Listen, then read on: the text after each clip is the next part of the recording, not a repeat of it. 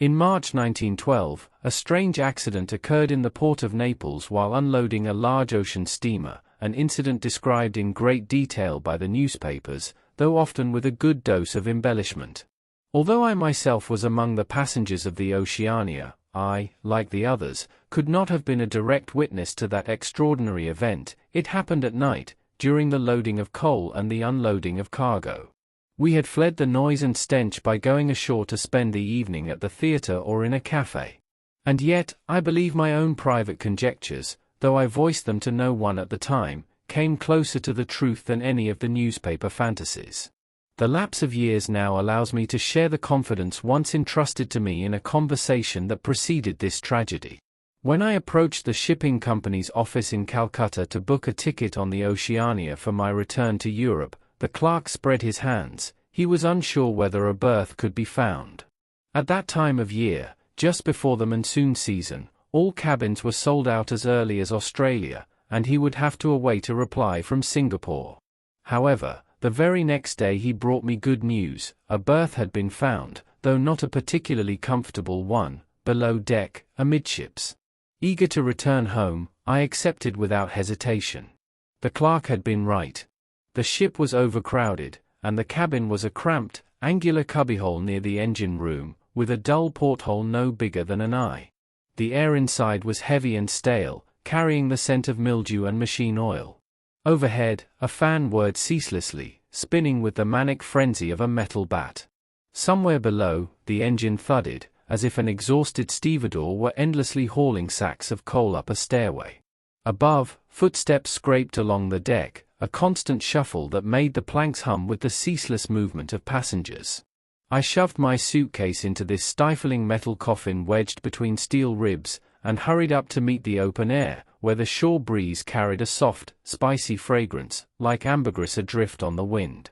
Yet the deck was no better, nothing but a crush of bodies and constant bustle. Passengers, weary from idleness, drifted aimlessly, talking and arguing.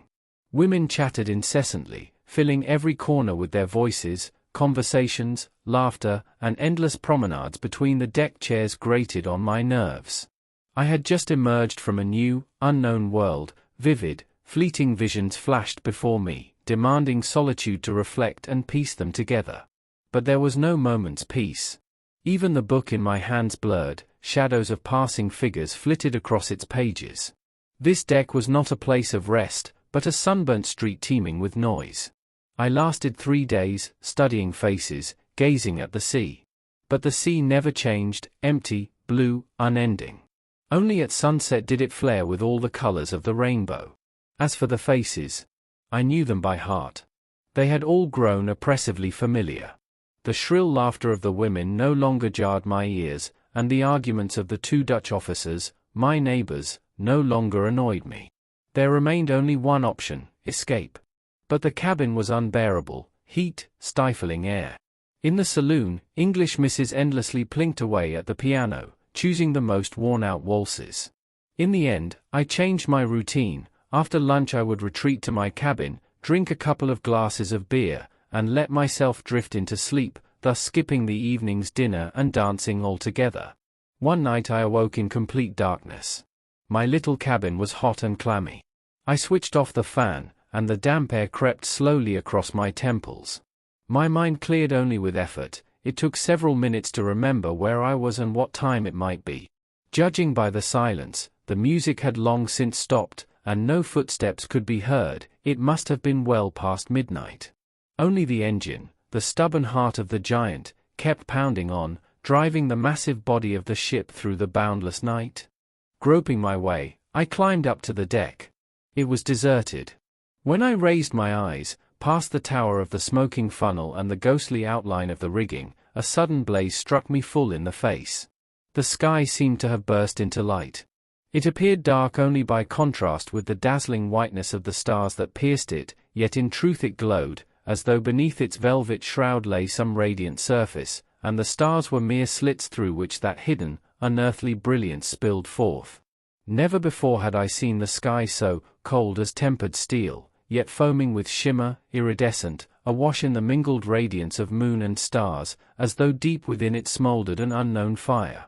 The ship's outlines glittered in the moonlight as if coated in enamel, the ropes, the yards, every line and surface dissolved in that transparent, flowing light. The masthead lanterns hung suspended in midair, severed from the material world, and above them, in the top, a round lamp blazed, like an earthly yellow star set among the glittering heavens. Directly overhead hovered the Southern Cross, as though diamond nails had been driven into the firmament. It seemed to tremble, though the motion was an illusion. It was the ship itself that moved, a giant sailor with quiet breath, swaying gently as it rose and fell over the endless swells. I stood gazing upward. It was like the sensation of a warm shower, only instead of water, light, white, soft, alive, streamed over my face and shoulders. It seemed to penetrate within me, cleansing me from the inside. All the sediment of my soul suddenly grew clear. I breathed in that luminous air, pure, with a faint intoxicating note, like sparkling wine carrying the fragrance of distant islands breathing of fruit and sea. And for the first time since I had stepped on the gangway, I felt a dreamy serenity, a languor almost physical, the desire to yield utterly to my surroundings, as a woman yields to the touch of her lover. I longed to lie down and simply gaze at those glowing inscriptions written across the sky. But there was not a single chair on deck, everything had been put away. Not a corner of that empty upper space offered a place to settle and surrender to reverie. I began picking my way forward toward the bow, half blinded by the dazzling light that seemed to pour from every side. It was almost painful, that searing white brilliance of the stars. I wished to slip into shadow, to stretch out on a mat, to feel no light upon me but only see it above, as one views a landscape from the dimness of a room. Stumbling over coils of rope, edging past iron fittings, I reached the very forecastle and stopped. The stem seemed to cleave both the black gloom and the silver moonlit surface, flinging it in spray to either side. Like a plough, the ship rose and dipped, cutting through the liquid darkness, and in that movement there was power, joy, strength. I stood motionless, absorbed. How much time had passed, an hour or a minute, I could not tell. Everything had vanished except the ship, rocking like a cradle. A sweet, gentle weariness enfolded me. I wanted to sleep, and yet I did not wish to lose the magic. My feet touched a coil of rope. I sat down, closed my eyes, yet even through my lids the silvery light pressed in. Beneath me, the murmur of water, above, the soundless ringing of a celestial waterfall. Gradually that whisper filled me entirely. I could no longer tell whether it was my own breathing or the heartbeat of the ship, as I dissolved into that infinite current of the midnight world. Suddenly, a dry cough sounded nearby. I started, and awoke from my trance of light. Forcing my eyes open, still dazed by the radiance, I saw something glinting in the shadows opposite me, the fleeting reflection of spectacles, perhaps. Then a large, round spark flared, unmistakably the glow of a pipe. So, all this time, someone had been sitting there beside me in the dark, gazing at the same foam at the ship's bow and the same Southern Cross above. Instinctively, still not quite myself, I muttered in German. "Excuse me." "Oh, forgive me." "Not at all," came the reply from the darkness, also in German.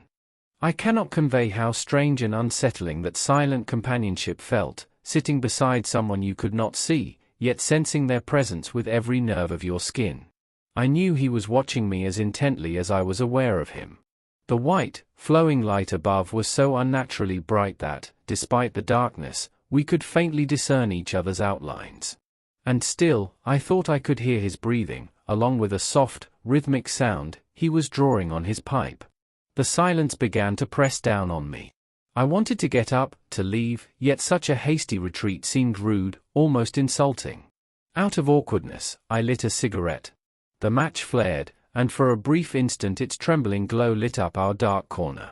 Through the lenses of his spectacles, I glimpsed a face, strange, unfamiliar, one I had never seen at dinner or during walks on deck.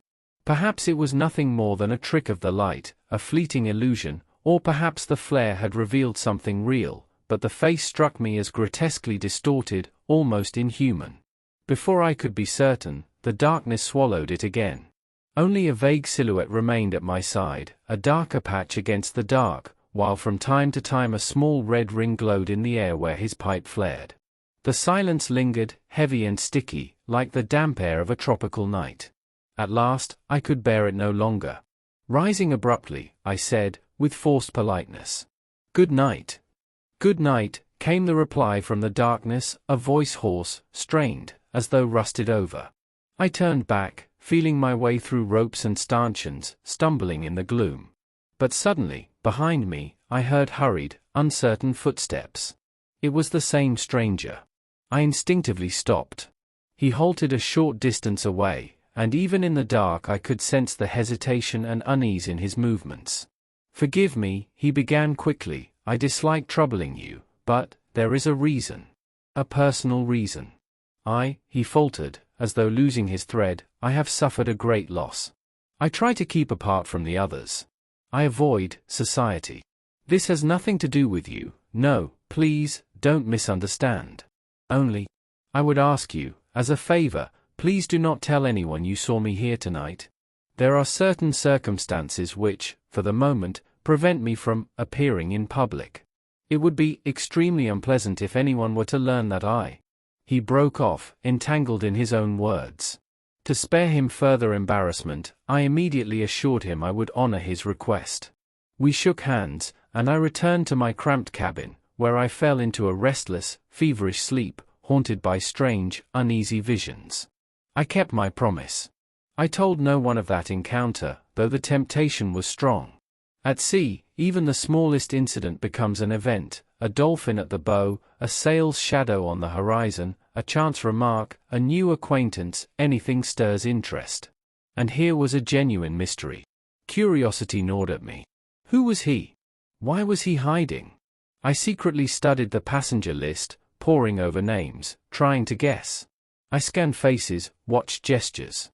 The whole day I was restless, waiting for nightfall, hoping to see him again. Such psychological enigmas never let me go. They stir me more deeply than any passion, like a desire of its own, to know who you are, what you conceal, to glimpse behind the mask. I knew I would not be at peace until I solved the riddle of this strange figure. The day dragged endlessly. I went to bed early, certain that at midnight I would wake, that some force would unfailingly rouse me. And so it happened. I opened my eyes at precisely the same hour. On the phosphorescent dial, the hands met in one bright line. I slipped from the stifling cabin into a night no less hot and humid. Once again, the sky blazed as it had the night before, the stars hung there, draping the ship in silver light. Above the masts the Southern Cross burned as before. Everything looked exactly as it had yesterday. In the tropics, day gives way to night with a monotonous, almost mechanical precision. But within me, there was none of that soft, dreamlike trance of the night before. Now I was possessed by restlessness. I knew where I was being drawn, forward, into the shadows of the rigging at the bow, where he might again be, silent, motionless, hidden. The bell on the mast tolled. That muffled sound seemed to push me on. Step by step, I moved toward the forecastle, slowly, as if resisting, though in truth something inevitable was pulling me. Before I reached the same spot, I saw ahead a tiny flash, like the sudden blink of a red eye. It was his pipe, glowing again. He was there. I stopped involuntarily and shuddered. Another moment, and I might have turned back. But in the darkness, someone stirred, rose slightly, and took a few steps. Then I heard his voice. "Forgive me," he said gently, with an apologetic politeness. "You were probably about to take your seat, but it seemed to me you changed your mind when you saw me. Please, don't hesitate, sit down. I'll leave if I'm in the way." I hurried to reassure him, explaining that it wasn't him who made me step aside. I simply didn't want to disturb his solitude. "You're not disturbing me," he replied bitterly. "On the contrary, I'm grateful. I haven't spoken a word in 10 days, and to be honest, not for many years. And it's becoming unbearable. The weight of silence presses on my chest. I can't bear to stay in the cabin any longer, in that coffin, and among people, either. All day long, laughter, chatter? It hurts to hear them. Even through the wall, I hear it, and I plug my ears. Of course, no one knows anything, and really, who would care?" He fell silent, then, as if suddenly remembering himself, spoke quickly. "Forgive me. I'm tiring you. Rambling. I'm sorry." He leaned forward slightly, about to leave, but I firmly stopped him. "You're not bothering me at all. I'd be glad to talk a little myself. Here, in the quiet.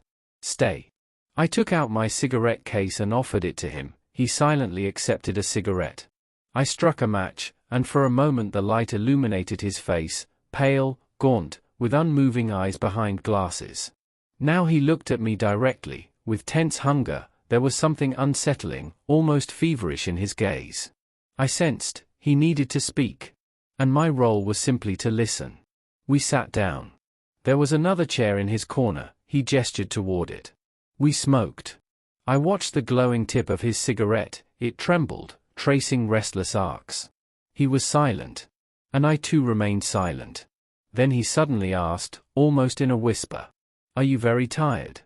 "No, not really," I replied calmly. He fell silent again, then spoke quietly. "I'd like to ask you something, or rather, tell you something. I know, it's strange, to confide in a stranger. But I'm at the edge. I must speak. Otherwise I'll go mad. Do you understand?" He paused, then continued. "I know you can't help me, and perhaps all this will seem strange to you, even pitiful, but I'm already sick from silence.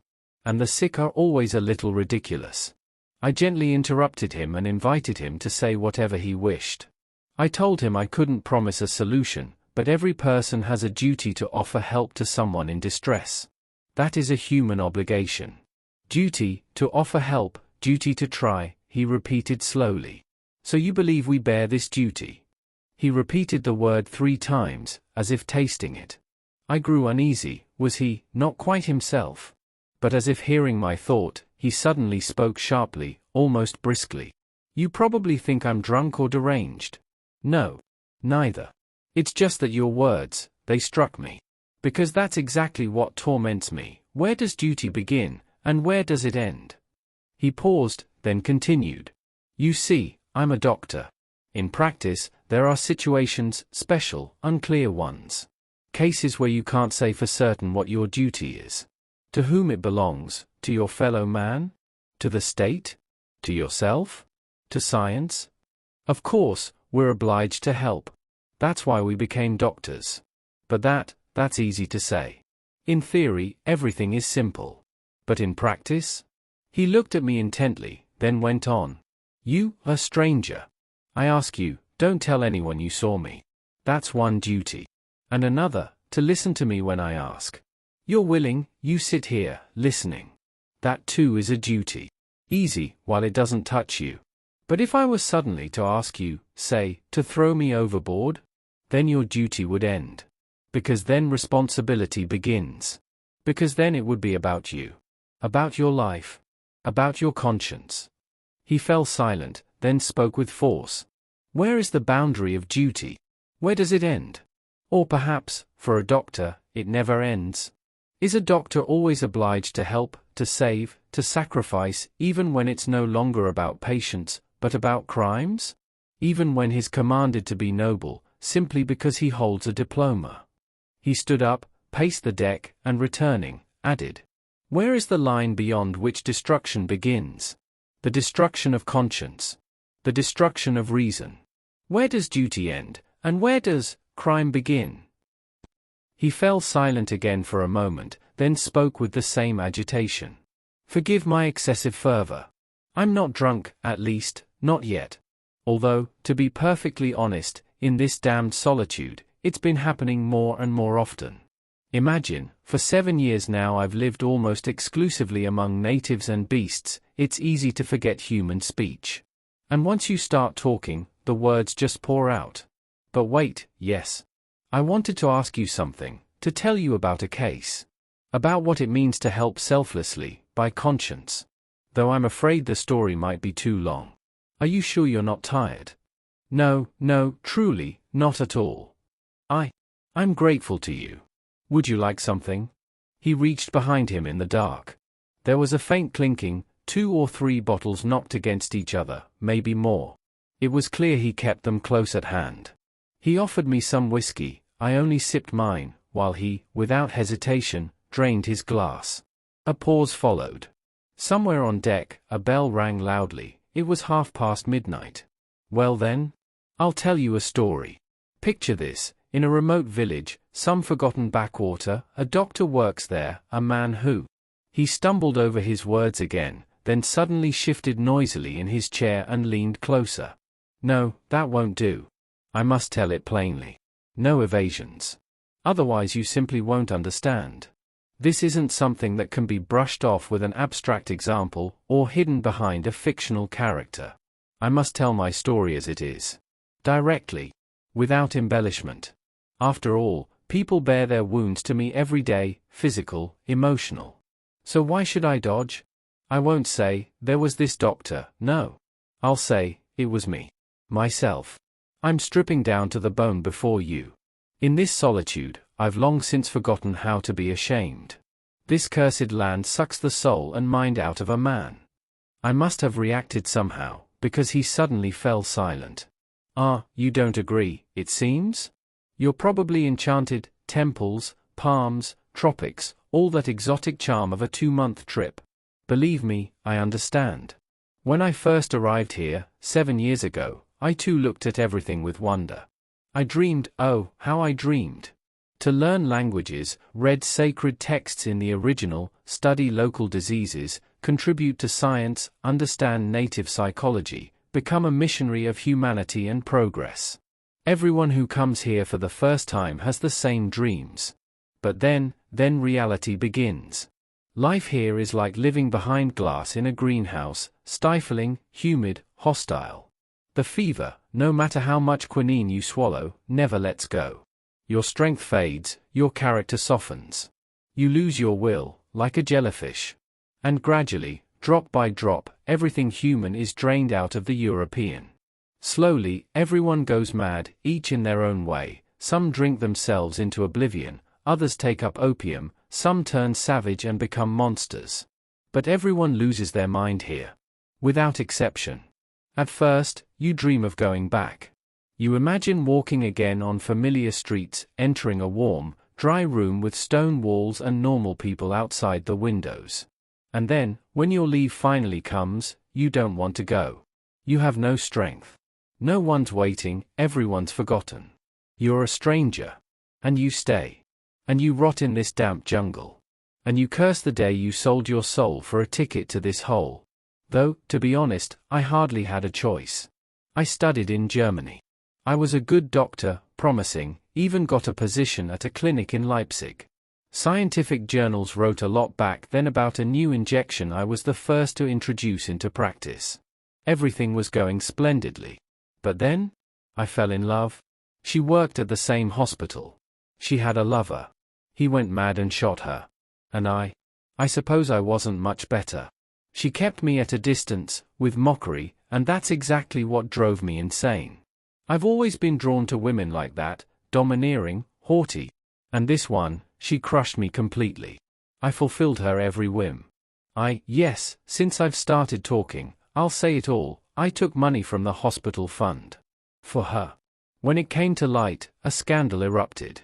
My uncle paid the missing amount, but my career was dead. Around that time, rumors spread that the Dutch government was looking for doctors for the colonies and offering generous relocation bonuses. I understood immediately, if they pay upfront, it means the place isn't exactly paradise. I knew that in those swamps, crosses grow faster than grass. But you know, when you're young, you always think misfortune won't touch you. So I thought, nothing will happen to me. I went to Rotterdam, signed a 10-year contract, received a hefty sum. Sent half to my uncle. And the rest, as usual, a woman in the port, strikingly similar to the one who ruined me. She cleaned me out completely. No money, no watch, no illusions, I left Europe. And I didn't even feel homesick. I remember sitting on the deck, just like you are now. Like all of us, leaving for the first time. I looked at the Southern Cross and the palms, and my heart melted. Ah, solitude. Silence. Forests, I thought. Well, I got solitude in full measure.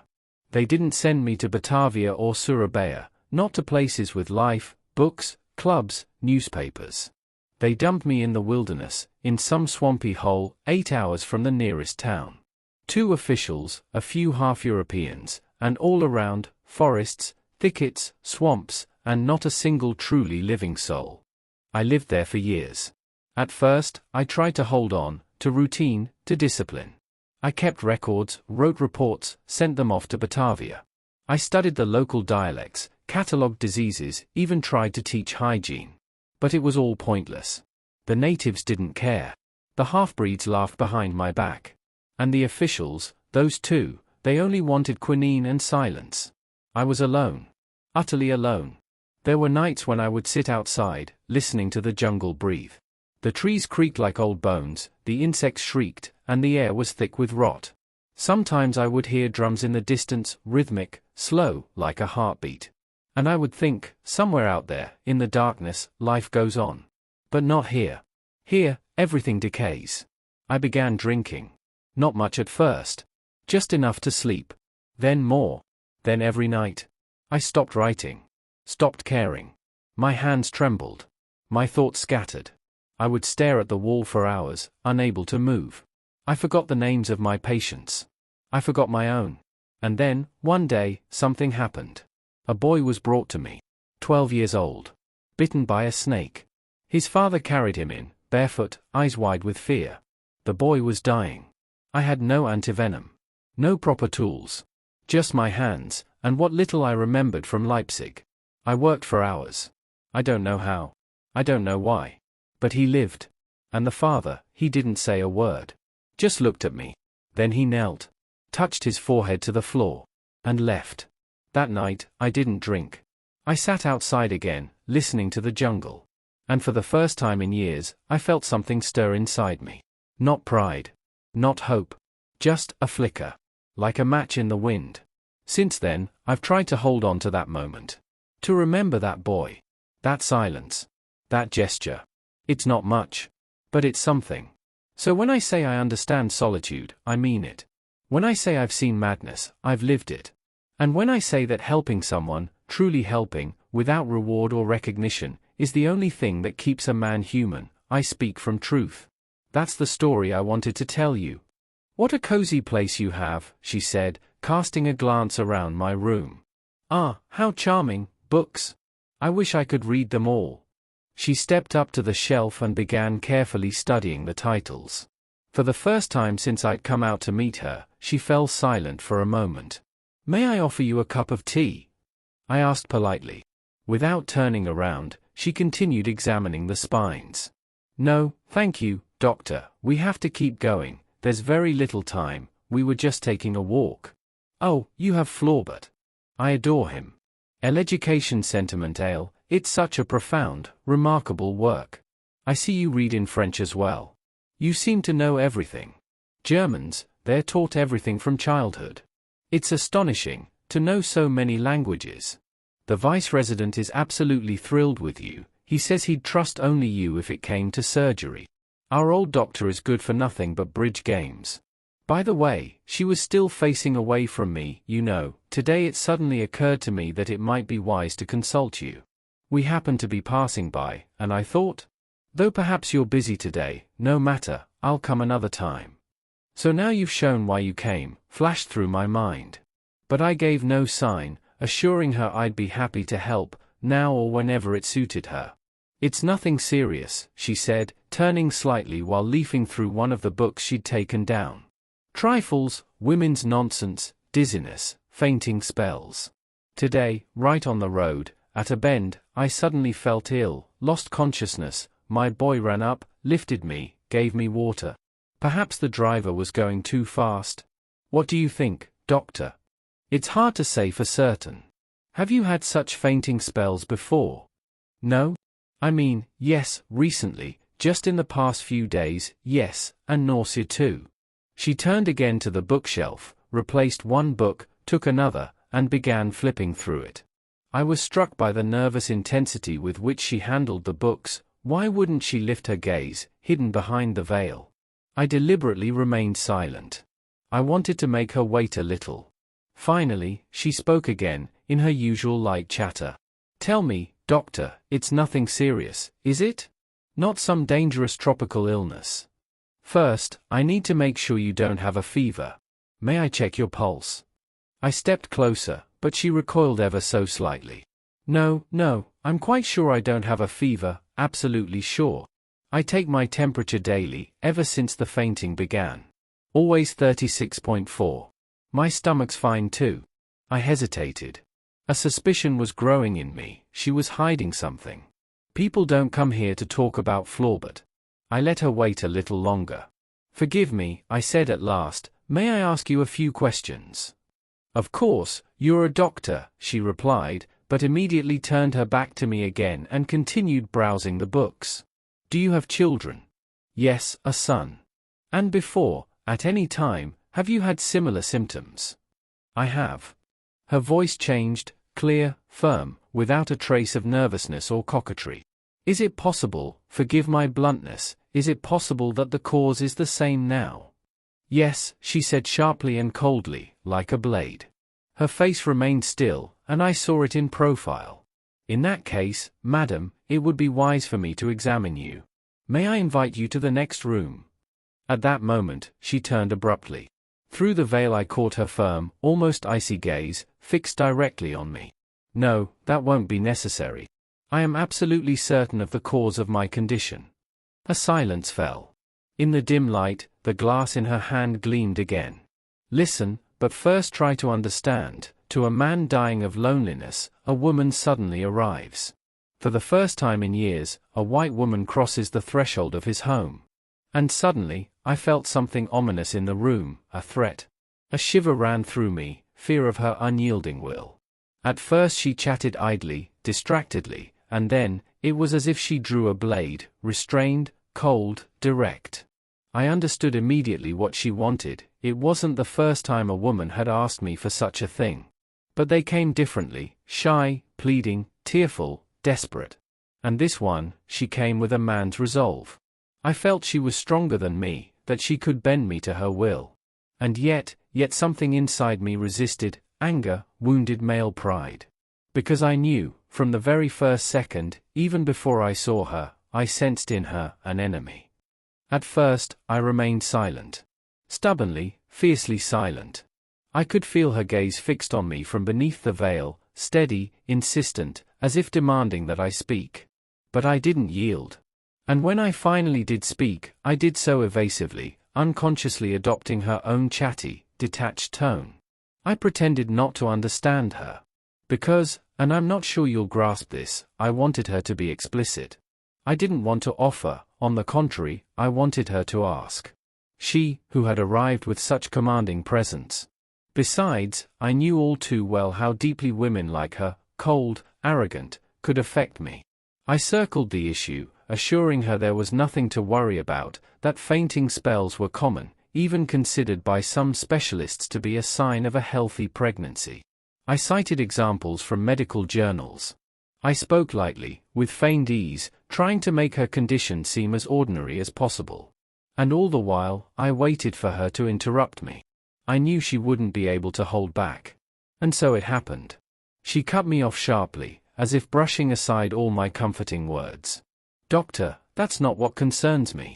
When I was carrying my first child, I was in far better health. Now it's different. I've been having heart attacks. Heart attacks? I repeated, feigning alarm. Let's check right away. I made a show of reaching for my stethoscope. But she stopped me instantly. Her voice turned sharp, commanding, like an order. Doctor, I ask you to take me at my word. I've had attacks, and I don't want to waste time on examinations. I think you could show me a little more trust. I, after all, have already placed my trust in you. This was no longer a conversation, it was a confrontation. A direct challenge. I accepted it. Trust requires honesty. Complete honesty. Speak plainly, I'm a doctor. First, remove the veil, sit down. Leave the books, the gestures, one doesn't come to a physician's office incognito. She straightened, lifted her chin proudly, and gave me a heavy look. She hesitated. Then she sat down and raised the veil. Before me was a face, exactly the kind I feared, impenetrable, marked by will and resolve. Its beauty was independent of age. The pale grey eyes, common among English women, were calm, almost cold, but deep within them flickered a hidden fire. Those thin, tightly pressed lips surely knew how to keep secrets. She looked at me with a probing, authoritative gaze, so cold and piercing in its contempt that I couldn't bear it. I looked away. Her fingers tapped rhythmically on the edge of the table. So she was tense too. Then suddenly she spoke. "Doctor, do you know why I came?" "I believe I do. But let's say it aloud. You want to be rid of your condition. You want me to relieve you of the fainting and nausea, by removing the cause. Is that correct?" "Yes." That single word struck like a blow. "And you understand that such actions carry consequences, for both parties?" "I do. The law forbids it. There are circumstances under which it's not forbidden. In fact, recommended. But that requires a medical certificate." "Then issue one. You're a doctor." She looked me straight in the eye, confident, unblinking. That gaze was a command. And I, a weak man, trembled inwardly, feeling her will begin to bend mine. But I still resisted. I didn't want to give in so easily. I still hoped to delay her, to force her, not to demand, but to ask. Some strange, murky instinct whispered within me, "By time. Don't rush. It's not always up to one doctor." But I could consult a colleague at the hospital. "I don't need your colleague. I came to you." "May I ask, why me, specifically?" She looked at me coolly, calmly. "There's no point in hiding it. You live in isolation, you don't know me, you're a good doctor. And also," here she hesitated for the first time, "it's likely you won't remain in these parts much longer. Especially if you had the chance to leave, taking with you a respectable sum." A chill ran through me. That dry, utterly rational calculation stunned me. She hadn't uttered a single pleading word, and yet everything had already been weighed. She had tracked me like a hunter tracks prey, and now the chase had begun. I could feel her will slowly, inexorably penetrating me, taking hold, but I resisted with fury. I forced myself once more to maintain a businesslike, almost mocking tone. "And you're truly prepared to give me that sum? For your help, and immediate departure? You do realize that by doing so, I forfeit my right to a pension? I'll compensate you for it." "You speak quite plainly. But I'd like even more clarity. What fee did you have in mind?" 12,000 guilders. A bearer's check, in Amsterdam." I flinched. Something clenched inside me, rage and admiration. She had thought of everything, the amount, the method of payment, the necessity of my departure. She had assessed me without knowing me, and already taken command, confident in her power. I wanted to strike her across the face. But when I rose, she stood too, and looked her straight in the eye, at those thin, pressed lips incapable of pleading, at that proudly lifted brow that would never bow. I was seized by a strange, burning sensation, a desire to retaliate, to dominate. She must have sensed it, her eyebrows lifted in a haughty smirk, the kind meant to put an overconfident man in his place. We no longer hid our mutual hatred. I knew, she despised me because she needed me. And I hated her because she refused to ask. And in that brief, taut pause between us, something passed, wordless, but utterly honest. Then, like a slug, a repulsive thought clung to me. And I said, "But no. You won't understand if I tell you straight away what I did. First, I must explain how the madness took hold." The glass clinked softly in the dark again, and his voice grew more restrained, more agitated. "I'm not trying to justify myself. I don't want to lessen my guilt. But without this, you won't understand. I'm not sure I was ever a good man. But I think I always tried to help. Truly help. It was the only joy in my wretched life, to use my meager knowledge to pull someone back from the edge of death. Almost like a god. Truly. My best moments were when a frightened boy came to me, his leg swollen from a snakebite, begging me not to amputate. And I saved him. Or when I rode through the jungle to a woman burning with fever. Sometimes, yes, I had to do what today's visitor asked of me. Even back in Europe, at the clinic. But then I felt needed. And that's the most human need of all, to be needed. But from the moment she appeared, she stirred something dark in me. Her arrogance provoked resistance. She awakened everything suppressed, everything buried deep inside. She infuriated me, with her coldness, with the icy transaction she proposed, as if it weren't about life, but about purchasing some expensive trinket. And, you see, then a thought struck me. And it struck hard. Suddenly, with terrible clarity, I realized, this proud, untouchable, icy woman, with mockery on her lips and contempt in her eyes, just 2 or 3 months ago, she had lain in bed with a man. Perhaps she moaned, writhed in passion. Their bodies entwined in heat. And now she looks at me as if I were nothing. That thought was like a blow to the chest. From that moment, I no longer saw her clothes, I saw her body. I craved, not tenderness, not closeness, but humiliation. I wanted to tear moans from her throat, not of pain, no, of desire. I wanted this cold aristocrat, this impregnable fortress, to collapse in passion, as she perhaps had collapsed before another. You must understand this, it's the key to everything that followed. Believe me, I wasn't driven by ordinary lust. It wasn't sexual attraction. I wouldn't bother defending myself if it were. It was the desire to conquer. To break. Not just as a doctor. As a man.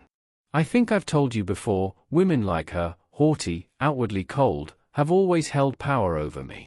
But now, after 7 years without seeing a white woman, and after meeting no resistance, these local women, gentle, obliging, chirping creatures, give themselves readily to the white man. They're always available, submissive, obedient. And because of that, because of their unquestioning compliance, you begin to feel like a swine. And then she appears, with contempt, with hatred, with a proud secret in her eyes. She enters my lonely, animal cage, my musty corner, like a hunter stepping into a beast's den. Do you understand now? Do you see why I held back, and played indifferent? Why I said coldly, 12,000 guilders. No. I won't agree to that. She looked at me, slightly pale. It seemed she was beginning to realize that my refusal wasn't driven by greed. And yet she asked again. How much do you want, then? But I didn't want to continue this conversation in her falsely calm tone. Let's speak plainly. I'm not a merchant, not some poor apothecary from Romeo and Juliet, selling poison for dirty money. I'm perhaps the last person to resemble a dealer. You won't buy me that way. So you refuse? For money, yes. I refuse. For a moment, silence hung between us. In it, I heard her breathing for the first time. Then what is it you want? And then I broke. First of all, I want you to stop treating me like a vendor. If you truly need help, say so like a human being. Don't shove your filthy money in my face. Just ask. Ask me as a person, to help you, as a person. I'm not only a doctor. I have hours outside of consultations. Perhaps you came at just such a moment. She said nothing. Nothing for a full minute. Then her lips trembled, as if she was struggling to contain emotion, and quickly, almost stumbling over her words, she said. So, if I were to ask you, you would help. There you go again, bargaining. You're willing to ask, but only if I promise in advance. No. First you must ask. Then you'll get your answer. She threw her head back, sharply, like a startled horse. Her eyes flared with anger. No. I won't ask you. I'd rather die. At that moment, rage consumed me. Wild, unhinged rage. Then I demand. If you won't ask, then I'll speak. I think you know perfectly well what I want from you. Then, and only then, I'll help. She stared at me in astonishment. And then, oh, how unbearable it was, for one brief instant her face froze, turned to stone, and then, she suddenly laughed. No, not just laughed, she laughed with such unspeakable contempt that her laughter lashed across my face like a whip. It destroyed me. And yet, it intoxicated me. It was an explosion. Thunderous, humiliating, overwhelmingly powerful. In that laughter was such force that I was ready to fall to my knees and kiss her feet. It lasted only a moment, no more, like a lightning flash that scorched me from within. Then she turned sharply and headed for the door.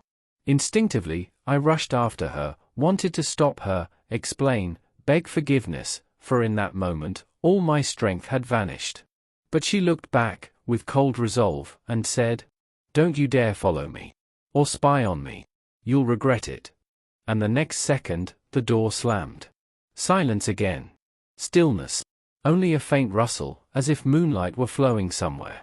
And finally, his voice again. The door slammed, and I stood there. Couldn't move. I was like a man under hypnosis, under the spell of her final words. I heard her descending the stairs, heard the front door slam. I heard everything. And my whole body yearned toward her, for what, I didn't know. To bring her back? To strike her? To embrace her? To beg? But only, to her. And yet I couldn't move. As if struck by lightning. As if paralyzed. I was shattered, to the core, by her killing gaze. I know, it's impossible to explain in words. It may even sound absurd.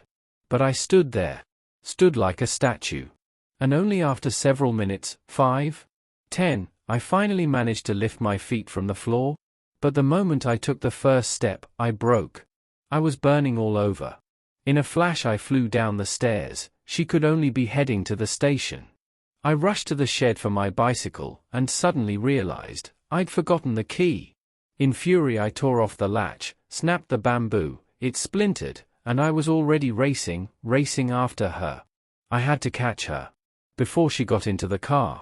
I had to speak to her. I sped down the dusty road, only now realizing how long I'd been frozen. And there, at the bend near the forest, close to the station, I saw her. She was walking briskly, confidently. Her boy was with her. But she must have noticed me. She said something to him, he stopped, and she continued on alone. What was she planning? Why alone? Maybe she did want to speak with me, but without him hearing? I pedaled furiously. And then, something leapt into the road. Her boy. I barely managed to swerve, and in the same instant, I flew off the bicycle and crashed to the ground. I get up, cursing through clenched teeth. Instinctively, I raise my fist, ready to strike the fool, but he dodges deftly. I yank the bicycle upright, preparing to jump back into the saddle. And then he's in front of me again, as if sprung from the earth, grabbing the bike and muttering in broken English. You remain here. You've never lived in the tropics. You can't imagine how insulting it is when a native dares to grab a white master's bicycle, and worse, gives him orders. I lash out, striking his face. He recoils, but damn it, he won't let go of the handlebars. His narrow eyes are wide, there's fear in them, and yet he clings to the bike with a death grip. You remain here, he mutters again. Thank God I didn't have my revolver with me, otherwise, I'm certain I would have shot the bastard. Get out of my way, you swine! I roar in fury. He shrinks back, but his hands stay locked. I hit him again, on the head. He staggers, but still holds on. Then real rage takes over. I realize she's gone, maybe already driven off. I deliver a brutal uppercut, the kind a boxer would be proud of. He collapses. The bicycle is finally mine again. I leap into the saddle, but the bike won't move. The spokes bent from the scuffle. With trembling hands I try to fix it. No use. It's hopeless. I hurl the bicycle onto the road beside the bleeding native. He struggles to his feet, backing away. And I no longer know what I'm doing. My mind holds only one thought, catch her, after her, after her. And I run. Run like a madman down the village street, past crooked huts, where natives peer out in astonishment, watching the white man, the doctor, racing down the dusty road. Drenched in sweat, I reach the station. The first words I shout, still from a distance. Where's the car? Just left, someone replies. People stare at me in confusion, dirty clothes, breathless, face flushed. I must have looked insane. On the road beyond the station, far off, a pale trail of dust curls into the air. She got away, as she always does, with that terrifying, icy resolve. But her escape didn't save her. In these parts, there are no secrets among Europeans. Everyone knows everyone, and even the smallest detail becomes an event. Her driver had stood nearly an hour outside the government bungalow. Within minutes, I knew everything. I knew who she was. Knew where she lived, in the district's capital, 8 hours away by rail. That she was, well, let's say, the wife of a wealthy merchant, an Englishwoman from a good family. That her husband had been in America for 5 months, but was due to return soon to take her back to Europe. And this thought burned through me like poison, she was pregnant, no more than 2, maybe 3 months. Up to that point, I could still explain everything to you. Perhaps because I still understood myself. As a doctor, I could diagnose myself. But after that, the fever began. I lost control. I knew clearly that everything I was doing was senseless. But I couldn't stop. I wasn't myself. I didn't understand myself. Only one thought drove me forward, to find her. Would you like me to explain? I'll try. Do you know what amok is? Amok? I've heard of it. Isn't it some kind of intoxication, among Malays? More than intoxication. It's madness. Furious, bloodthirsty, like a rabid dog. A fit of inexplicable mania, unlike any form of alcohol poisoning. While I lived there, I witnessed several cases. Of course, when it happens to others, we doctors remain calm and rational, but I never managed to uncover the cause of this strange and terrifying affliction. Perhaps it's the climate, this suffocating, viscous atmosphere that presses on the nerves until they snap, like a string pulled too tight. What was I saying? Ah yes, amok. Here's how it happens. A Malay, ordinary, quiet, good-natured, sits, sipping his herbal tonic, sits for hours, sluggish, indifferent, just as I sat in my room. And then, he leaps up, grabs a knife, bursts into the street. And runs. Runs, not knowing where. And everyone who crosses his path, man, animal, he stabs with his kris. The blood only excites him more. Foam gathers on his lips. He howls like a beast, and runs, blindly, with his blooded blade, in a terrifying, unstoppable frenzy. In the villages they know, nothing can stop a man seized by amok. People shout after him, amok! Amok, and everyone hides, flees, seeks shelter. But he charges on, deaf, blind, killing all who stand in his way, until he's shot like a rabid dog, or collapses on his own. I once witnessed it myself, from the window of my own house. It was a horrifying sight. But precisely because I had seen it with my own eyes, I was able to understand myself in those days. With the same frozen, crazed stare, with the same obsession, I rushed after that woman. I remember almost nothing. It all happened with terrifying, frenzied speed. 10 minutes, no, what am I saying, 5, 2, after I learned her name, her address, her entire biography, I was already racing home on a borrowed bicycle, hastily throwing a suit into a suitcase, grabbing my money, and without notifying the district official, without appointing a deputy, leaving behind my house, my belongings, everything, I dashed to the station. Servants crowded around me, stunned women tried to ask questions, but I didn't answer, didn't even turn my head. I simply boarded the first train and left for the city. No more than an hour had passed since she crossed the threshold of my home, and I had already sacrificed everything, my position, my future, my peace. I rushed forward, blind to the road, possessed by a single thought, though I myself didn't know exactly why. At 6 in the evening I arrived. By 10 past, I was already standing at her door, asking to be announced. All of it, madness, sheer madness, unimaginable folly. But a man seized by amok is blind, he doesn't know where or why he runs. A few minutes later the servant returned, polite, cold, "Madam is unwell and cannot receive visitors." I stepped outside, barely able to stand. For an hour I wandered around her house, hoping, madly hoping she would call for me. But she didn't. So I went to the Strand Hotel, rented a room, and ordered 2 bottles of whiskey. Whiskey and a double dose of Veronal, that's what finally put me to sleep. A heavy, murky sleep, like a fever dream, the only reprieve in this mad dash between life and death. A bell rang, 2 heavy, muffled strokes. Their vibration faded slowly, dissolving into the still, humid air and the soft, ceaseless murmur of water that accompanied my companion's agitated speech. I thought he shuddered, his voice faltered. Then came the quiet clink of a bottle, the splash of liquid, and, somewhat calmer now, he continued in a steadier tone. Everything that followed, I can hardly describe. I believe now that I truly had a fever. In any case, I was in a state of extreme agitation, bordering on madness. I was in the grip of amok. But remember, I arrived Tuesday evening, and by Saturday, as I learned, her husband was due to arrive by steamer from Yokohama. I had only 3 days, 3 short days to save her. You see, I knew she needed urgent help, and yet I couldn't speak to her. My soul burned with the need, not just to atone for my wild, insane behavior, but to save her, protect her. I knew this was a matter of life and death for her, and still I couldn't make the slightest gesture. It was my blind pursuit that had frightened her.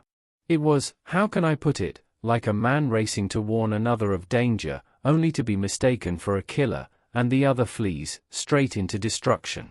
She saw in me only a madman, bent on humiliating her. And I no longer thought of myself, or of feelings. I wanted only to help her, to shield her. I would have done anything, even committed a crime, for her. But she didn't understand that. The next morning, as soon as I woke, I ran to her house. At the door stood the same boy I had struck. He saw me, and surely had been waiting, darted into the house at once. Perhaps he simply wanted to warn her of my arrival. Oh, how that uncertainty burns me now. Perhaps everything had been prepared for my visit. Perhaps she was waiting. But when I saw him and remembered what I had done, I faltered. My knees trembled, and standing right at the threshold, I couldn't bring myself. I turned and walked away. At the very moment when, perhaps, she was hoping to see me. When, perhaps, she was suffering no less than I. Now I had no idea what to do in this foreign, stifling city, where even the streets seemed to scorch the soles of my feet. And then, like a flash, came a thought. I immediately hailed a carriage and ordered it to take me to the vice-resident, the very man I had once helped. I asked to be announced. Something in my appearance must have alarmed him, because he looked at me with clear concern. Beneath his politeness, I sensed unease. Perhaps even then he recognized in me a man seized by Amok. I stated firmly that I wished to be transferred to the city. Immediately. I could no longer remain at my post. He studied me closely. There's no way to describe that look. It was the same look a doctor gives a patient, attentive, searching, full of quiet understanding. Your nerves have given out, dear doctor, he said calmly. I understand. We'll find a solution. Let's say, in 4 weeks. I'll need time to find your replacement. I can't wait a single day, I replied. He looked at me again, strangely, as if testing my sanity. You'll have to endure a little longer, doctor, he said seriously. We can't leave the post without a physician. But I promise, I'll begin arranging it today. I stood before him, jaw clenched, and for the first time felt acutely like a man who'd been sold, a slave. Indignation began to rise in me, but he, anticipating it, interrupted with impeccable social grace. You've grown unaccustomed to society, doctor, and that too is an illness. We've all wondered why you never came to visit, never took leave. You need people, conversation, new impressions. By the way, come this evening, the governor is hosting a reception. The whole colony will be there. Many have long wanted to meet you, they're curious. They hope you'll soon move to the city. His final words struck me. Curious about me? Could it be, huh? I felt as if I'd awakened. I thanked the vice-resident for the invitation and promised to attend. And I did, punctually, even excessively so. Driven by impatience, I was the first to arrive in the vast hall of the government building. Silent, yellow-skinned servants glided back and forth, their bare feet whispering across the polished floor. I felt as though they were watching me mockingly, as if they saw right through me. For a full quarter of an hour, I remained the only European in the hall, so alone I could hear my pocket watch ticking. Finally, 2 or 3 officials arrived with their wives, and then the governor himself appeared. He immediately engaged me in lively conversation. I responded, as I thought, with wit and tact, until a strange unease crept over me. A dull ache stirred inside. I was losing control. The governor's words drifted somewhere far off. I stood with my back to the entrance, but I felt it, she was here. She had entered. I can't explain how I knew, but I was certain, she was behind me. Speaking with the governor, listening to him, I simultaneously felt her gaze, her steps, her presence. Had he not released me at that moment, I would have turned around then and there, ignoring all decorum. So unbearable was the tension, the desperate need to see her. And when I finally turned, she was there. Exactly where I had imagined her. She wore a yellow evening gown with a deep neckline. Her shoulders, slender and smooth, gleamed softly, like carved ivory. She was speaking to someone, surrounded by guests. Smiling? But I immediately sensed something false, strained in that smile. I stepped closer. She seemed not to notice me, or chose not to. I watched her lips, that cold, flawlessly polite, deceitful smile, and again felt the intoxication rising in me. I knew it was a mask. A performance. Hypocrisy perfected. And yet, today is Wednesday, flashed through my mind. The steamer arrived Saturday, her husband. How could she smile so carelessly? How could she flirt, play with her fan, instead of crushing it in her hands from tension and fear? I, a stranger, had been wandering for 2 days in a fever, burning with anxiety for her. And she came to a ball, and smiles. Somewhere behind us, music began to play, the dancing had started. An elderly officer invited her, and she, excusing herself from the conversation, took his arm and passed by me into the adjoining hall. Her gaze brushed over me, and I caught a fleeting grimace on her face. Just for a second. Then she nodded calmly, reservedly, like one might to a casual acquaintance, and said, "Good evening, Doctor," vanishing before I could decide whether to bow or remain standing. No one could have deciphered what lay hidden in the depths of her grey-green eyes, not even I understood. Why had she recognized me? Why had she nodded? Was it a gesture of defense? An attempt at reconciliation? Or simply confusion? I cannot convey the turmoil that seized me in that moment. Everything inside me turned over, as if something had exploded, ready to burst forth. I watched her waltz in the officer's arms, her face serene, almost carefree, but I knew she was thinking the same thing I was. Only we two, among this crowd, carried a terrible, tormenting secret. And she danced. Within me boiled anguish, an unbearable urge to save her, and a bitter, aching admiration. Everything in me had reached its limit. I don't know if anyone noticed my condition, but surely my behavior betrayed what she so masterfully concealed. I couldn't look away. I had to watch, to study her face, devour it with my eyes, hoping to catch even the faintest tremor, the moment the mask would slip. She must have felt my gaze, and it weighed on her.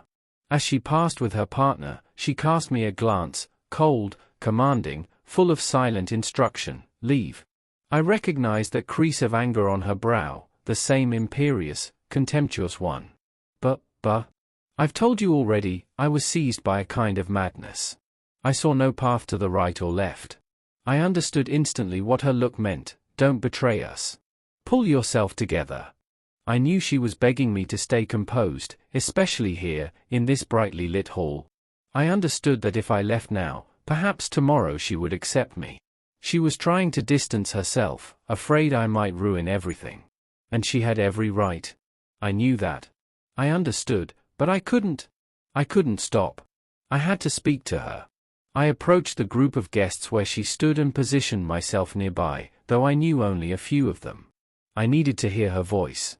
But each time her eyes, cold, detached, glided over me as if I were part of the curtain or an empty space in the room, I shrank like a beaten dog. And yet I stayed. I hoped for a sign, a word, a glance. Of course they all saw, of course, because no one addressed me with a single remark. And she, undoubtedly, suffered from my awkward, intrusive presence. How long I stood there, I don't know. A minute? An eternity? I was paralyzed, hypnotized by my own stubbornness. But she couldn't bear it. With that same ease, that grace that was always hers, she suddenly said to the men, "I'm a bit tired. Tonight I'd like to retire early. Good night." And she passed by me, nodding indifferently, coldly. I caught the crease on her brow. And then I saw only her back, white, proud, bare. For a moment I stood frozen. Only then did it hit me, she was leaving. Tonight I would not speak to her. Tonight was the last evening when something might still be saved.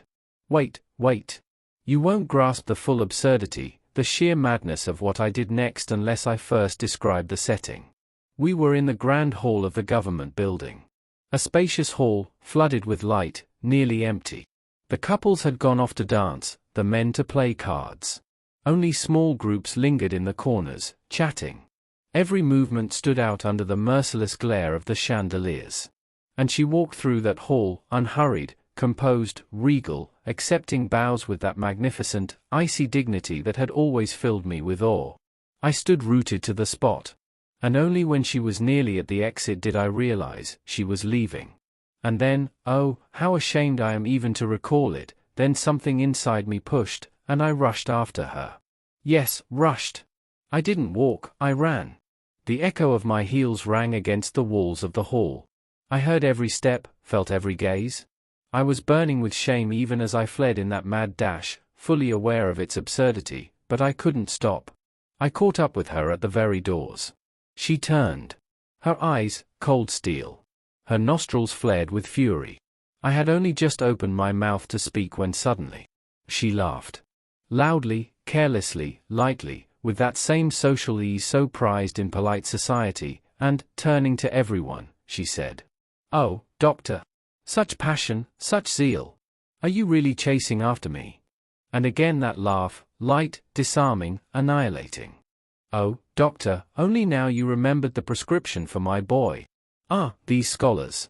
Those nearby laughed good-naturedly. I realized she had masterfully saved the moment. Feverishly rummaging through my wallet, I tore a blank sheet from my notebook. She accepted it with unshakable grace, thanked me coolly, and left. For a brief instant, I felt relief. I saw how skillfully she had smoothed over my blunder, salvaged the situation, but almost immediately I understood, for me, it was over. This woman now hated me for my absurd outburst, hated me, perhaps, more than death itself. I knew with painful clarity, no matter how many times I appeared at her door, she would drive me away like a stray dog. I wandered through the hall, feeling eyes on me. I must have looked strange. I headed to the buffet and down 2, 3, 4 glasses of cognac, perhaps that saved me from fainting. My nerves were frayed, as if snapped. Then I slipped out through a side exit, like a thief, hiding. For no treasure would I have walked again through that hall, where the walls still echoed with her laughter. I walked. I don't even remember where, into some dive bars, and drank like a man desperate to forget. But, forgetting was impossible. Her laughter, sharp and mocking, played in my head like a broken record. I wandered along the waterfront. Had my revolver not been in the hotel, I might have shot myself. My mind held no thoughts, none but one, of that left-hand drawer in the dresser, where my revolver lay. That thought alone stayed with me. If I didn't pull the trigger then, I swear, it wasn't cowardice. On the contrary, it would have been release. But, how can I explain? I felt I still had a duty. Yes, a duty. That cursed, inescapable duty to help. The thought that I might still be of use to her drove me mad. It was Thursday morning. And on Saturday, as I told you, the steamer was due. And I knew, this proud, cold woman would not survive the humiliation awaiting her that Saturday, before her husband, before everyone. How those thoughts tormented me, of lost time, of my own foolishness that had made timely help impossible. For hours, I swear to you, I paced the room like a beast, searching for even the slightest way to undo my mistake. I knew, she would never let me in, never. I could feel her laughter on my skin, cold as a blade, and the twitch of her nostrils, full of disgust. Time passed, the day had begun, noon approached. And suddenly, as if pushed, I found myself at the desk. I grabbed a stack of paper and began to write. I poured everything out, begged forgiveness, whimpered like a beaten dog, called myself mad, a criminal, pleaded with her to believe me, to trust me. Begged her to let me help, just once, and promised to vanish from her life if she wished it, if only she would forgive. I must have written 20 pages. Perhaps it was a delirious letter, full of despair. When I finally rose from the desk, I was drenched in sweat, the room swaying before my eyes. I barely managed to drink a glass of water. Tried to reread it, but couldn't bear even the first lines. I folded it all with trembling hands, prepared to seal it in an envelope, and then, suddenly, like a lightning strike, it hit me. I realized what was missing, the one essential thing. I seized the pen again and added on the final page. I am waiting here, at the Strand Hotel, for your forgiveness. If I receive no reply by 7 o'clock, I will shoot myself. Then I called the boy and ordered him to deliver the letter immediately. Everything had been said. Everything. At that moment something clattered and rolled. He had carelessly knocked over a bottle. I heard his hand searching across the deck, finding the empty bottle, and then, with a sudden swing, he hurled it into the sea. Then, pausing for a moment, he spoke again, hurriedly, breathlessly, choking on his words. I don't believe in anything anymore. Not in heaven, not in hell. And if hell does exist, it's no worse than those hours I lived through that day. Picture a small room, scorched by the sun, growing hotter as noon approaches. A table. A chair. A bed. On the table, only a clock and a revolver. And a man who doesn't take his eyes off the second hand. A man who doesn't eat, doesn't drink, doesn't smoke, doesn't move. He only watches, for 3 hours straight, the white face of the clock and the hand that races across it. That's how I spent that day. Just waiting, like a madman. Waiting with blind, dull, relentless resolve, as if Amok had taken hold of me. I won't even attempt to describe those hours to you. It's simply impossible, words can't convey it. And even I no longer understand how it was possible to endure it, and not lose my mind. Then, at precisely 22 minutes past 4, I remember it exactly, for I had been watching the clock the entire time, there was a sharp knock at the door. I leapt up, like a tiger springing at its prey. In a single bound I was at the door, flung it open. In the corridor stood a small Chinese boy, eyes lowered timidly, holding out a note. I snatched the scrap of paper from him, he vanished instantly. I unfolded the note, tried to read, and couldn't, everything blurred before my eyes, red circles swimming. Just imagine the torment. Here, at last, the answer, and you're unable to make out a single word. I plunged my head into water, it helped. I took the note again, read. Too late. But wait at home. I may still call for you. No signature. A crumpled piece of paper, torn from what looked like an old advertisement. The words were scrawled in pencil, uneven, rushed, in a stranger's hand. I still don't understand why that brief note struck me so deeply. There was something frightening in it, a sense of danger, as if it had been written in haste, in fear, perhaps on a knee, in a jolting carriage, or on the edge of a windowsill. Those words, written like a fugitive's, sent a chill through me. But despite everything, I was happy. She had written. That meant I might still be needed. Perhaps she would still allow me to help. I read that scrap of paper hundreds of times, pressed it to my lips, searched it for some hidden word I hadn't noticed before. Fantastical dreams began to swirl in my head. It was like a fevered sleep, a state between waking and dreaming, a kind of stupor, heavy, senseless, yet full of tension. I had no idea how much time had passed, a quarter of an hour? Several hours? Suddenly I grew alert. Was that a knock? I held my breath. A minute, 2, complete silence. Then, again. Barely audible, but persistent, like the rustle of a mouse. I jumped up, dizzy, rushed to the door. Behind it stood the boy, her servant, the one I had once struck. His dark face had turned ashen, his eyes filled with alarm, even terror. I was seized by fear. What's happened? I managed to ask. Come quickly, he whispered, and said no more. I rushed down the stairs, he followed. A low carriage, was waiting at the entrance. We climbed in. What's going on?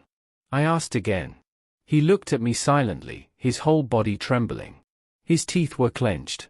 I wanted to repeat the question, but stopped myself. I could have struck him again, and perhaps with relief.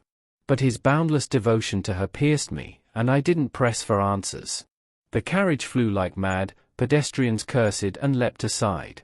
We sped through the European Quarter, along the waterfront, reached the lower city, and plunged into the colorful chaos of the Chinese district.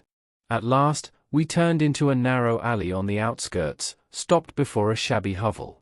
The house was sunken into the ground, filthy, crooked. In front, a shop lit by the dim glow of a greasy candle.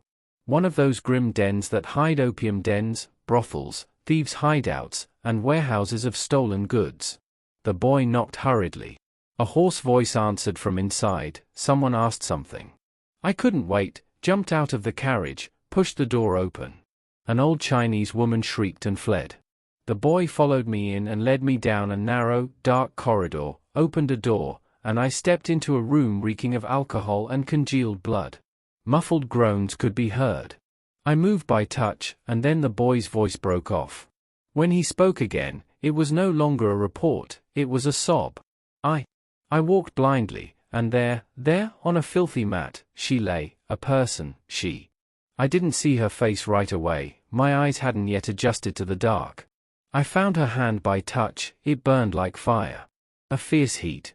Horror pierced me, I understood everything in an instant. She had fled here, just to avoid seeing me.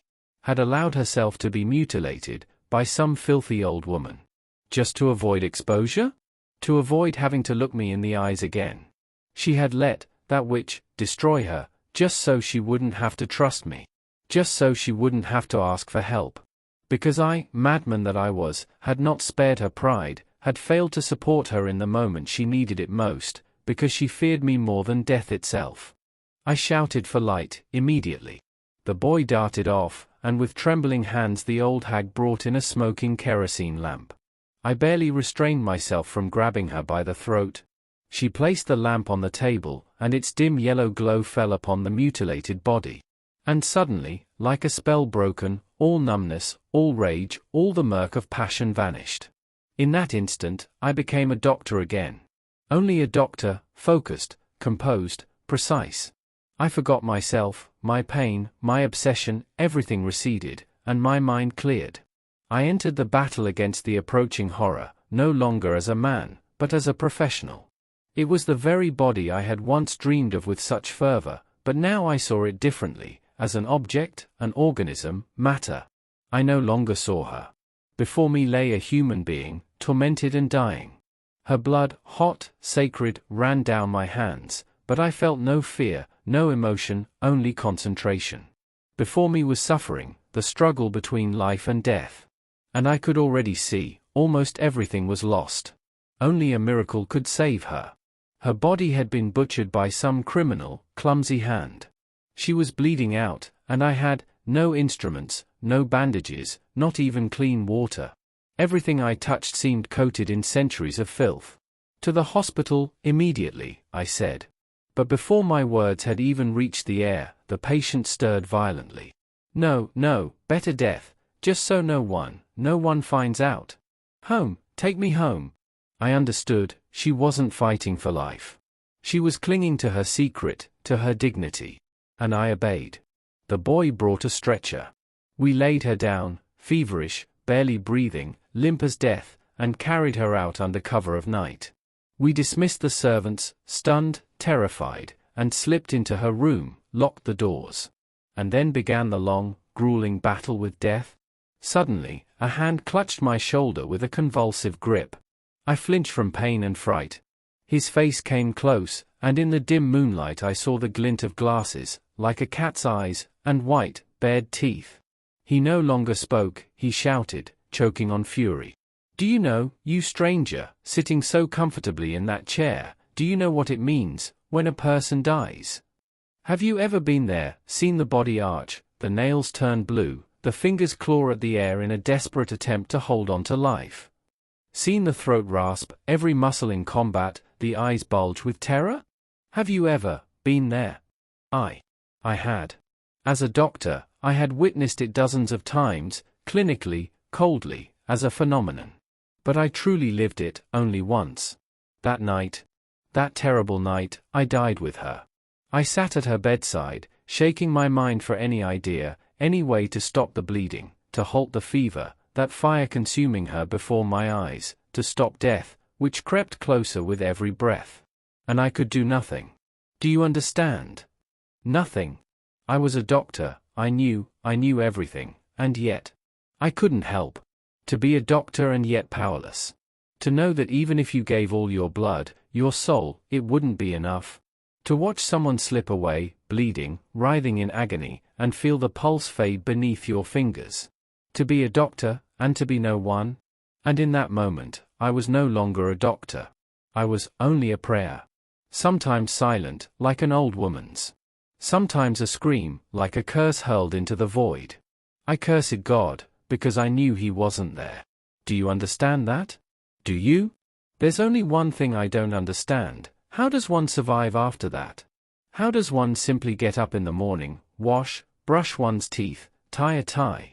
How does one go on living, knowing that the one person you fought for with all your soul slipped away into death, and you couldn't hold them back? And to make my torment even more unbearable, there was this. When I sat by her bedside, I had given her morphine to ease the pain and watched her lying there, burning, exhausted, her cheeks aflame. Yes, as I sat there, I constantly felt a gaze, fixed on me with painful intensity. It was the boy. He sat behind me, crouched on the floor, whispering prayers. When our eyes met, I read in his gaze, no, it's impossible to describe. I saw a plea, wild, hopeless gratitude. In those moments, he reached out to me, like to a god, as if invoking me to save her. Me. And I knew I was powerless. I knew it was over. My presence was no more useful than that of an ant crawling across the floor. And that gaze, how it tormented me. That blind, desperate faith in my skill. I wanted to scream at him, to kick him. His mere existence caused me pain. And yet, I knew we were bound. By one secret. By one love for her. He sat there, hunched like a beast in hiding, a shadow behind my back. At the slightest word, he would leap up silently, barefoot, bringing whatever was needed, trembling with urgency, offering it with reverence, as if in that gesture lay a chance, a hope, salvation.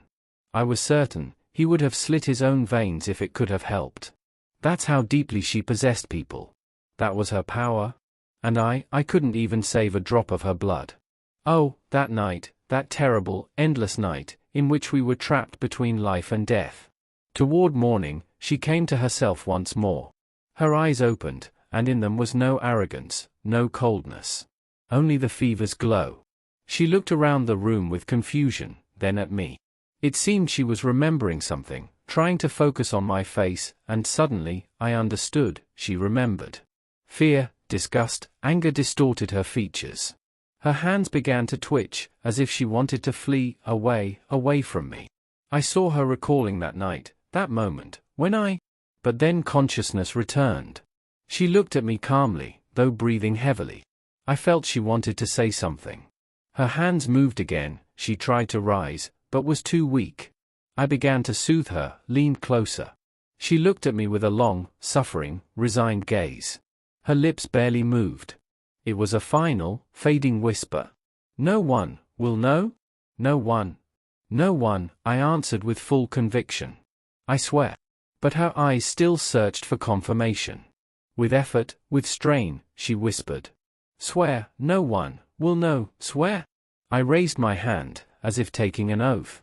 She looked at me, with an expression I'll never forget, tender, warm, grateful, truly grateful. She tried to say something more, but couldn't. She lay there, spent, eyes closed. Then came the most dreadful hour, the struggle, the suffering. And by dawn, it was over. He fell silent for a long time. I only noticed the quiet when, in the distance, a clock struck, 1, 2, 3 muffled chimes, 3 o'clock. The moonlight had dimmed, the air filled with a trembling yellow hue. A breeze stirred now and then, light, like morning's breath. Another half hour, an hour, and daylight would scatter this nightmare. Now I saw his face more clearly, the shadows had thinned. He removed his cap, beneath it, a bare skull and a ravaged face, made even more ghastly by exhaustion. Then he looked at me again through the glinting lenses of his glasses, straightened up. And in his voice came a sharp, almost bitter note. For her, it's over. But not for me. I remained, alone with her corpse. Alone in a foreign house, in a city that tolerates no secrets, and I had to guard that secret.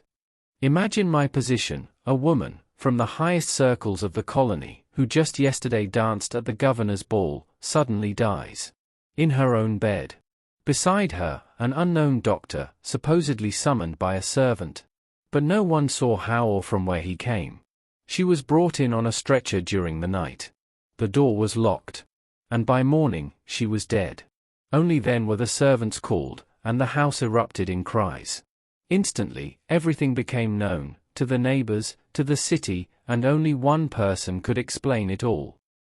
Me. A stranger. A doctor from a distant outpost. A pleasant position, wouldn't you say? I knew what awaited me. Fortunately, the boy was by my side, a loyal servant who could read the slightest movement of my eyes. Even this half-savage understood that the battle wasn't over. I needed only to say, "Madam wishes that no one should know what happened." He looked me straight in the eye, his gaze was moist, devoted, but also filled with resolve. "Yes, sir." He said nothing more. But he immediately wiped the blood from the floor, restored everything to perfect order, and the certainty with which he moved helped me regain my composure. Never before had I felt such energy within me, and I doubt I ever will again. When a man has lost everything, he clings to the last thing with desperation. For me, that last thing was her final wish, her secret. With detachment, I received visitors, repeating the same story to each, that the boy, sent to fetch a doctor, had happened to meet me on the road. But while I maintained perfect calm outwardly, inside I waited for the fatal hour, waited for the official examination of the body, without which the coffin could not be sealed, and her secret buried with it. Remember, it was already Thursday, and her husband was due to arrive Saturday. Around 9, I was finally informed that the city physician had arrived. I had sent for him myself. He was my superior, and now also my rival, the very doctor she had once spoken of with such contempt, and who had clearly already heard of my request for transfer. I saw it in his first glance, he was my enemy. But that gave me strength. "In the hallway," he asked. "When did the lady die?" He named her. "At 6 this morning." "When did she ask for you?" "At 11 last night." "You knew I was her physician?" "I did. But there was no time to delay. Besides, the deceased insisted I come. She explicitly forbade calling anyone else." He stared at me, his pale, flabby face flushing. I saw his pride wounded, and that was exactly what I wanted. I needed a swift resolution, or I wouldn't have endured. He wanted to respond with sarcasm, but thought better of it. Pretending indifference, he said, "Well then? If you believe you managed without me. But my official duty is to confirm the death and determine its cause." I silently let him pass, then returned to the door, locked it, and placed the key on the table. He raised his eyebrows in surprise. "What's the meaning of this?" I stood before him, face to face. "This isn't about determining the cause of death. It's about concealing it. This woman came to me after a failed procedure. I couldn't save her.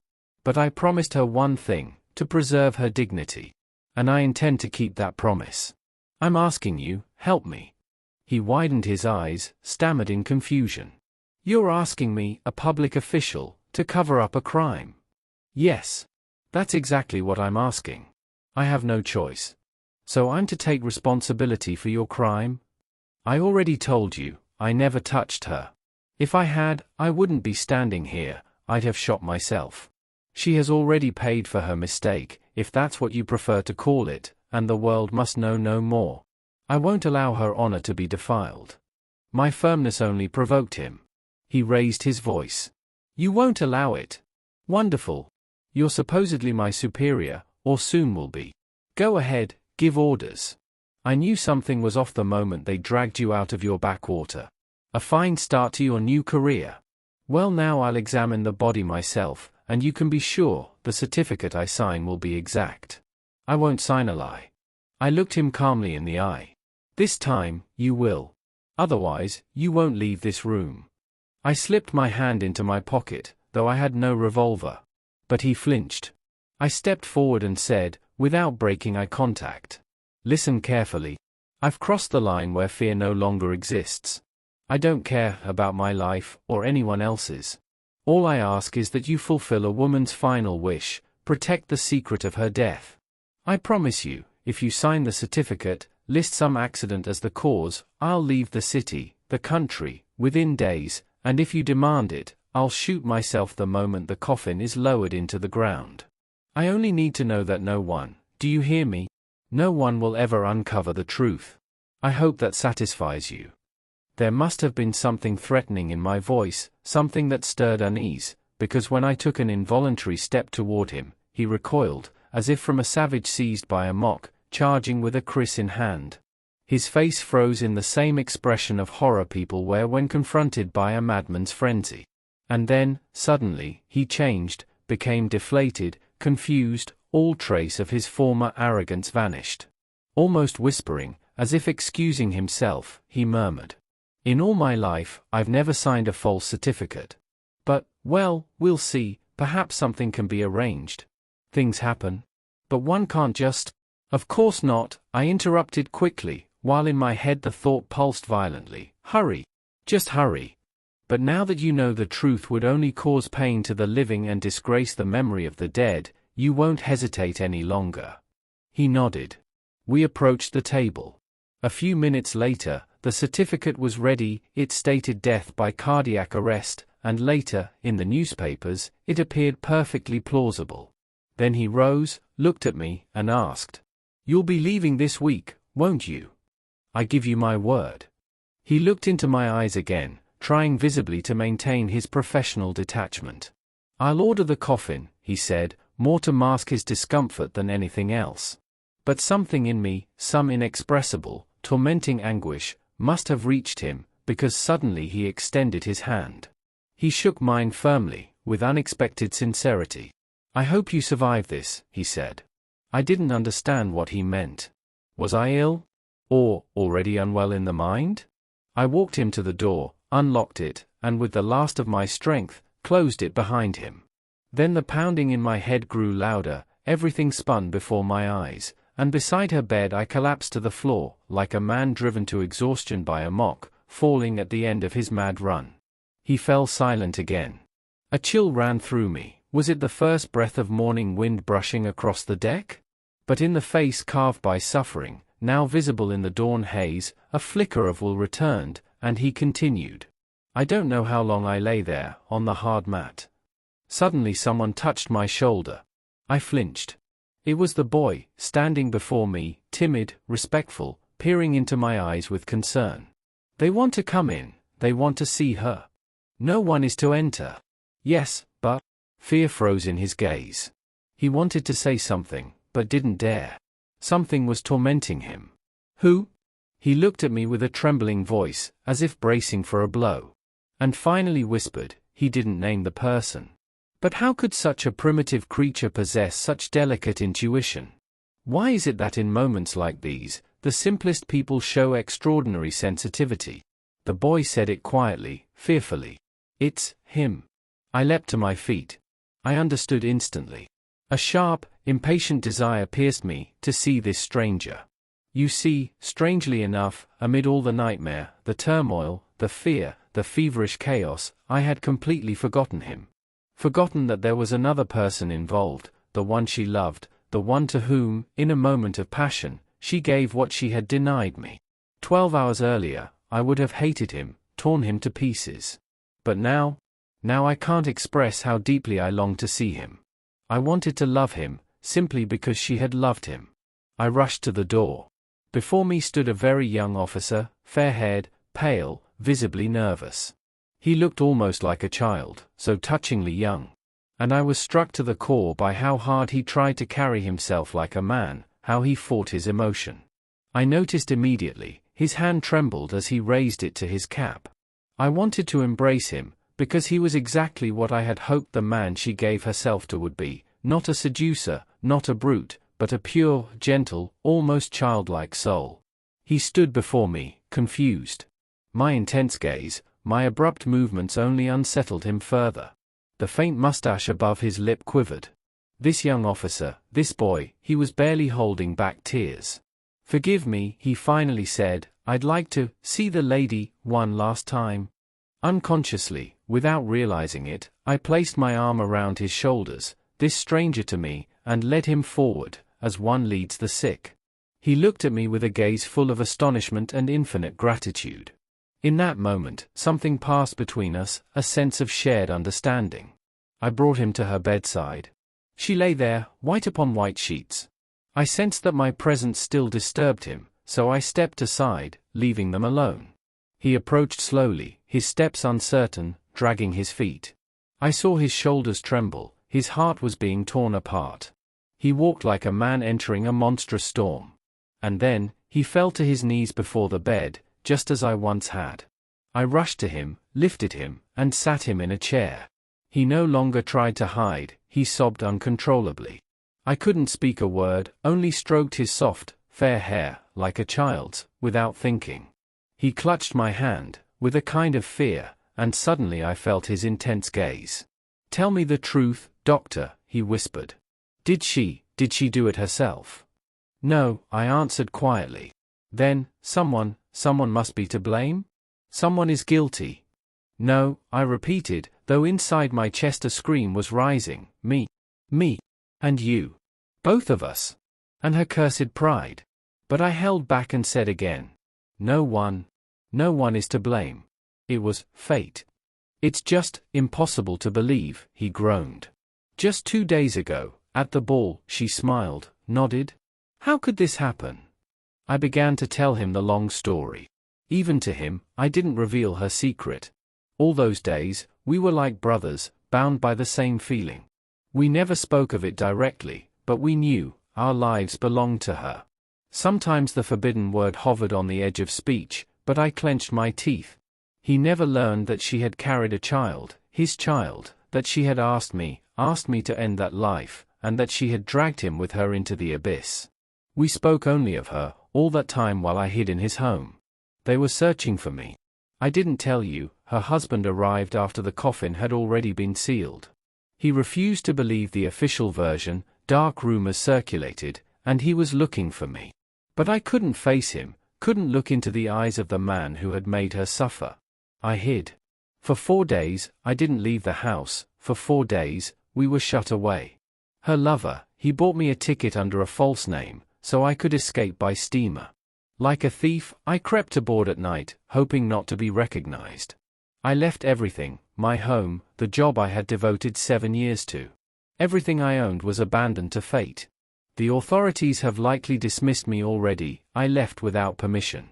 But I could no longer remain, not in that house, not in that city, not in a world where everything reminded me of her. Like a thief, I fled, just to escape her, to forget. But when I stepped aboard that night, at midnight, my friend was beside me. And at that moment, the crane was lifting something long, black. It was her coffin. Do you hear me? Her coffin. She was following me, just as I had once followed her. And I had to stand there, stone-faced, because her husband was there too. He was taking her body to England. Perhaps he intends to order an autopsy there. He possesses her again. Now she belongs to him. Not to us. Not to me, and not to the one she loved. But I am still here. I will follow her to the end. He won't know. He mustn't. I will protect her secret from anyone, even from him, from the man who drove her to ruin. He will learn nothing. Nothing. This secret is mine alone. Do you understand now?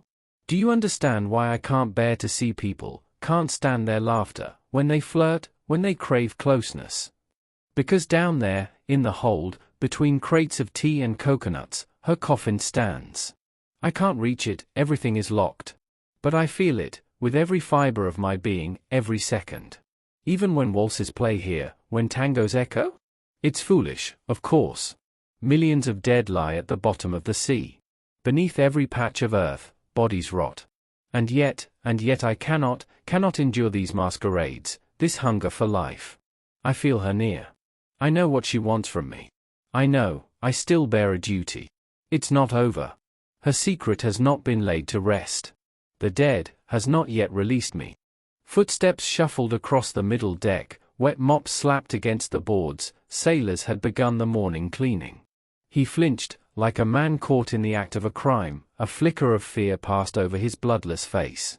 He rose and muttered, "I'll go? I'd better go." It was painful to look at him, his eyes swollen, glazed, red from either whiskey or tears. My concern embarrassed him, his hunched figure radiated a tormenting shame, for the defenseless honesty he had dared to show during that long night. Instinctively, I said, "May I visit you later? In your cabin?" He looked at me, and with a bitter smile, pressing the words with scorn, he said, "Your noble duty, to help." That word's what made me spill my guts. "Well no, sir, thank you. Don't flatter yourself thinking I feel better after laying myself bare, down to the entrails. Life's been wrecked, and no one's going to fix it. It's as if I'd slaved away for the honorable Dutch government for nothing. Pension, damned. Home, like a stray dog, howling behind a coffin. You don't run from Amok unpunished, it catches up, and I hope the end is near. No, sir, don't comfort me. I've already made friends in my cabin, 2 or 3 bottles of good, old whiskey. Sometimes they help. And then, my old friend, whom I regret not turning to sooner, my faithful Browning. He'll help better than any talk. Please, don't trouble yourself. A man always retains one final right, to die as he sees fit, without unsolicited help. He looked at me once more, mockingly, almost defiantly. But I felt it wasn't anger speaking in him, it was shame. Endless, corrosive shame. Then he hunched his shoulders, turned, and walked off, crookedly, dragging his feet, across the now sunlit deck. I never saw him again. I searched in vain the next 2 nights at the usual spot. He had vanished. And I might have thought it all a dream, or a hallucination, if not for another passenger who caught my attention, a stout Dutch merchant with a mourning band on his sleeve. I was told he had lost his wife, who died of an unknown tropical fever. I saw him pacing the deck, apart from the others, his face closed and sorrowful. And the thought that I knew his hidden torment disturbed me. I avoided him, even his gaze, afraid I might betray that I knew more than he did. Later, in the port of Naples, the mysterious accident occurred, one that, I believe, finds its explanation in the stranger's story. Nearly all passengers had gone ashore that evening. I had been to the opera, then stopped by a cafe on Via Roma. Returning to the steamer by launch, I noticed several boats circling with torches and acetylene lamps, searching for something near the ship. On the dark deck, carabinieri and gendarmes moved about. I asked a sailor what had happened. He gave an evasive answer.